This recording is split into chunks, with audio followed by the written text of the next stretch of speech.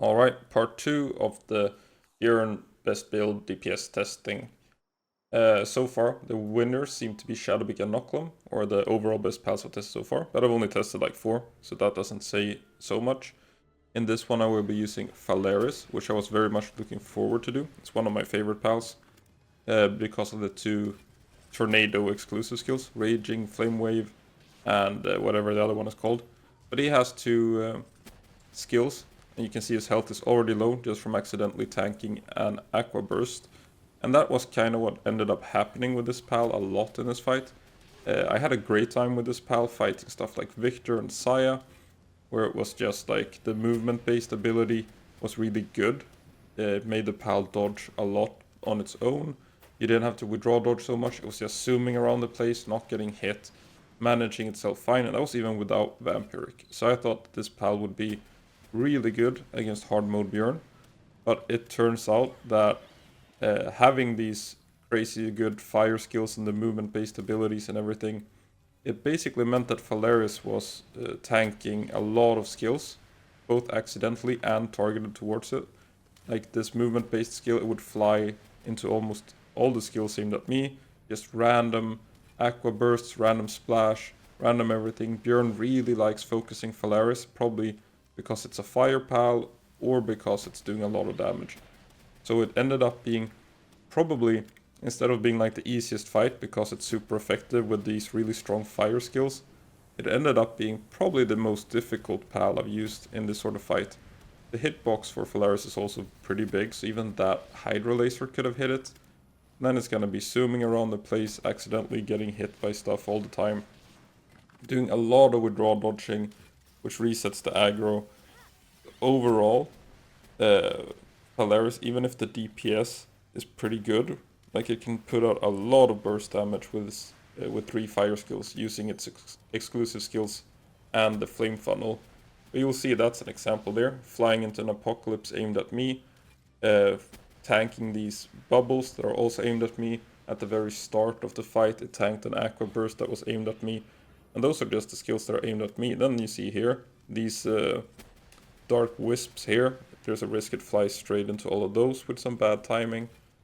And then it can't tank skills either. It has pretty bad stats. It's carried a lot by its exclusive skills in fights. So I did do this test. I never released the video series on it because Feybreak got released before it was done. That's why I'm kind of doing this as I go now, so it doesn't happen again. I'd done probably 15 different parties, including stuff like Orsurk with boosters, Orsurk without boosters. I had the Libros, the Rios, Shadowbeak, probably around 15 pals tested doing exactly this, but against Saya. And Faleris was actually one of the top pals in that test. I can tell you that right here. Like, it was really good against Hard Mode Saya. I think it placed like second, maybe. I think it was just beaten by the Gobfin build itself using Chillet and perhaps the Nocklum build.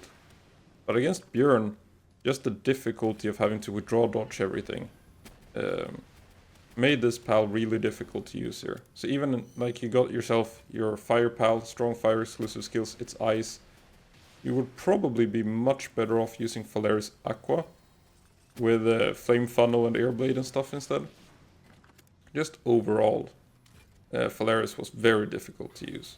Like it did take a couple of attempts just to do this fight and get a victory, because just a random, like if he aimed wall splash at me and you're not paying attention to where the Faleris is, it's on the other side of the room, it's doing its thing, shooting fireballs, you get a wall splash on you, and you're casually just walking out of wall splash. Suddenly your Faleris is there, it's used Raging Flame Wave and just flies into one wall splash and dies. Like that Aqua Burst could have killed it if it had been flying around randomly. So I don't recommend making this pal for this fight in particular. I do recommend making it for like in general fighting. That Stone Beat would have killed it as well. Withdraw dodge, now it's targeted again. And that was kind of what it did just there, using Raging Flame Wave and dodging Apocalypse. But there I had to withdraw dodge it again, because it was going to fly back into Apocalypse. So it's just a dumb bird now against Bjorn, from being one of my favorite tower boss fighters. And that's kind of like Hard Mode Bjorn is very much its own thing. So I'm considering doing this series for some sort of other target. I haven't really decided what yet, because like the hard mode Bjorn fight is so different from other fights in general. Like the pals that will be best here will probably not be the pick that you should go for in most other fights in the game. So maybe I will redo the hard mode Saya series, because that should give you a better representation of like what's good against the first 6 tower bosses. Maybe I'll do it against Rio, like what can solo Rio with me, because that's also a pretty fun fight to do solo.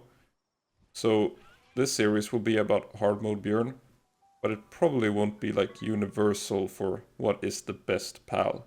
Just being a little bit biased personally here for my Faleris build, because I really expected this to do a lot better. And then naming a pal as well. That's just something I do. Pals earn their names when they do something nice. So I felt like this one earned its name when it finally managed to defeat Hard Mode Bjorn without flying into a stone beat. Got my Icarus. Icarus. I don't think I've ever said that name out loud either. I'm just gonna stop trying to pronounce names. Just Firebird. But it doesn't have great stats, as you could see there. When I had the Shadow Beat going on and stuff, I think it was like 4,000 attack-ish. And that was with the Ruby boosters as well. So again, doing the same fight with Gobfins, it did make it a little bit easier, because Bjorn tended to focus me a bit more. But then you do have to withdraw dodge these random things, and then the aggro resets anyway. So it didn't make a huge amount of difference, but it did prevent a couple of withdraw dodges that I had to do in the Ruby fight, and I think that is what made the difference overall. So that's what I meant with like hard mode Bjorn isn't a true representation of most fights, because usually you don't have to deal with this sort of aggro reset going on. And the PAL is very low as well, right here. So that's just something that you have to keep in mind. Like, it's another benefit for using Gobfin, I guess, again. Like, is it better DPS? It's better DPS overall. It also means that you don't have to withdraw dodge, which is another benefit to DPS. And one thing as well is that you use less ammo, I guess. Like, you're shooting less missiles if you're low on ammo. Even if you're using plasma cannon, you might not want to be shooting your hex slide all over the place. That's another benefit.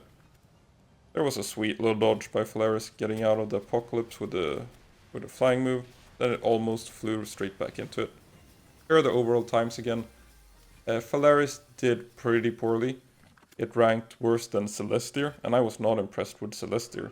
I think that's purely because Celestir didn't take aggro, so I could just shoot freely with my Gobfins. The Faleris was a little bit slower. Shadowbeak and Noclum are still like the top picks there, with just like 10 seconds between the builds, not a huge amount of difference. So that's how Faleris ranked up. It's a very good pal, but I don't recommend it for hard mode Bjorn. So thanks for watching.